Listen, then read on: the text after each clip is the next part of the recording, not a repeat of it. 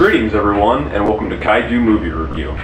As some of you may know, any of you who have been following my blog, at the end of this month, my family and I are moving, hence the reason my filming location is different and it's very kind of barren back here.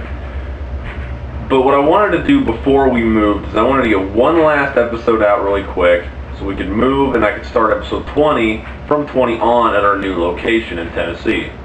This was probably going to be a little short. There's not as much, I couldn't get as much information on this specific film for today, but I think you guys will enjoy it all the same. So today's movie, if you want to call it that, is Agon the Atomic Dragon. It was created in 1964 and never aired until 1968.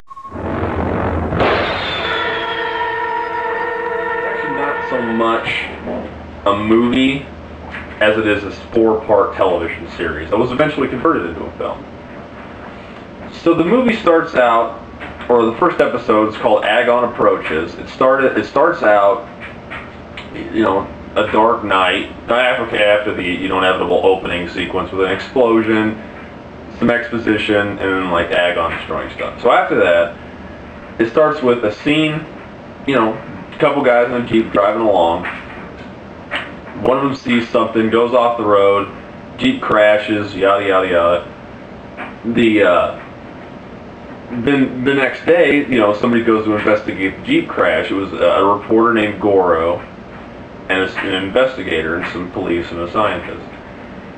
Well, they're looking around and they find this large cave opening, and they hear some noise, and they think it's some kind of monster inside of it, and it ends up just being a little kid with a light, and he's hitting, you know, a stick on the inside of this cave wall, so it makes really strange noises. And then they're like, oh, you know, we were duped.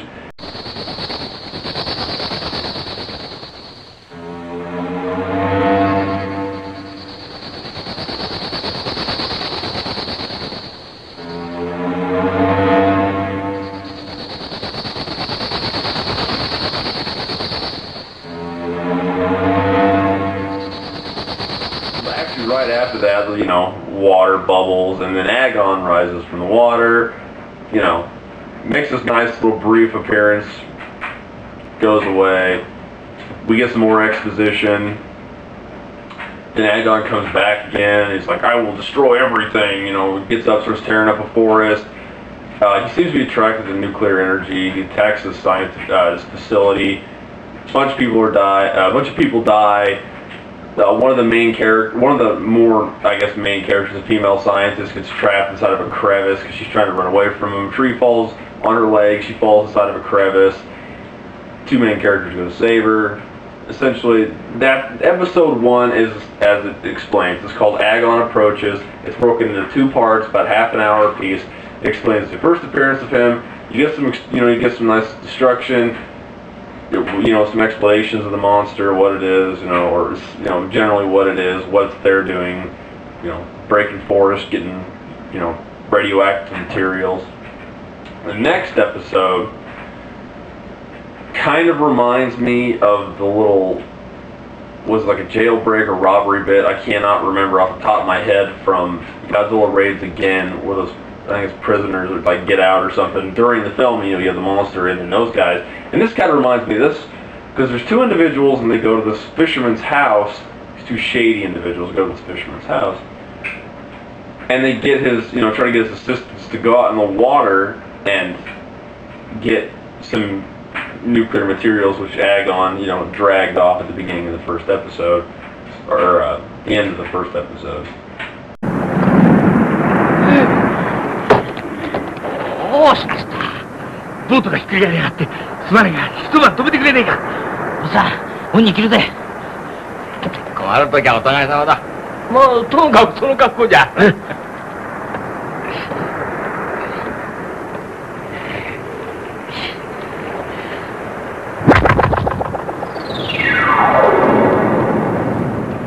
So they go out, the fisherman dies, he's like, I don't want to do it, you know, he sees Agon, he's like, fuck this, I'm not going to go down there, you know, and deal with a monster, and, you know, he has this little kid, you know, put him at risk, and what happens, if something happens to him, who's going to take care of his kid, or this little boy, I imagine as his kid. But the men eventually force him to do it, and the whole episode breaks into these 2 men one of which has a gun, which guns are extremely uncommon in Japan. Only police forces and limited military actually have firearms. Civilians are not permitted to own firearms in Japan. So it breaks down to these guys trying to get a new. From what I could gather, I should have specified this earlier, but this version of the film, I have not found one with English subtitles, and it's never officially been released in the U.S. But from what I could gather from this film, it's those two individuals were trying to get nuclear materials, which I imagine they were trying to sell to make money to purchase, whatever they need to, houses, drugs, women's, whatever they need, essentially. But, they get some nuclear waste, and Agon shows up again, or not waste, nuclear materials, Agon shows up again.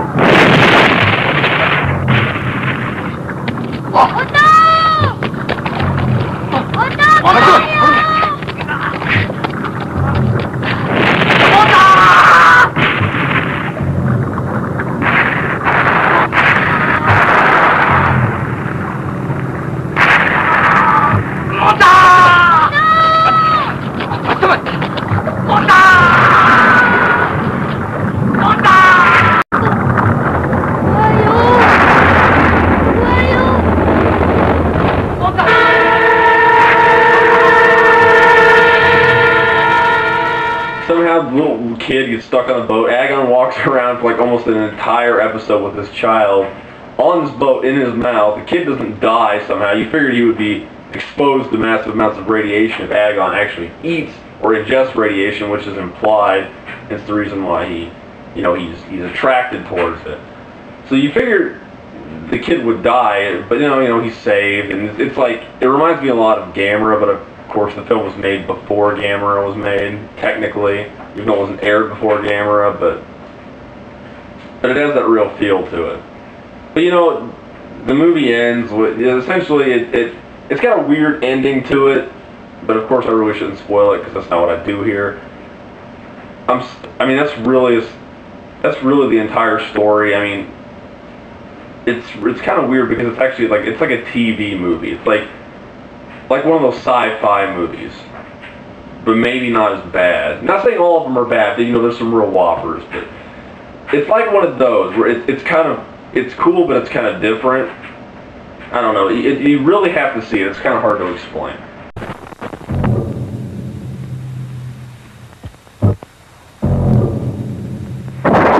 As for the monster and Agon, it really just goes into the special effects too. The budget for the film, or the series, was really low. It was a television series. It was created in 1964.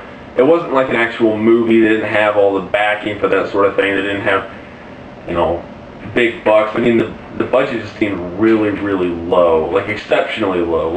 Lower than even like the first Ultra Q Ultraman series. Of course, that was 2 years after that was made, but I don't know. It was a valiant effort, but let's talk about the monster before we really get into the special effects. Agon, in theory, is a cool design. I like him, but most people that see it would be like, well, he's just copying off Godzilla, which essentially he is. Any monster, generally, not any, but a majority of monsters created after Godzilla that weren't part of Toho's regime were essentially copied in some way off of Godzilla, which Agon is practically a straightforward copy. He's a bipedal lizard monster. He actually shoots fire, not radioactive mist, but I don't think he's quite as big as Godzilla either, but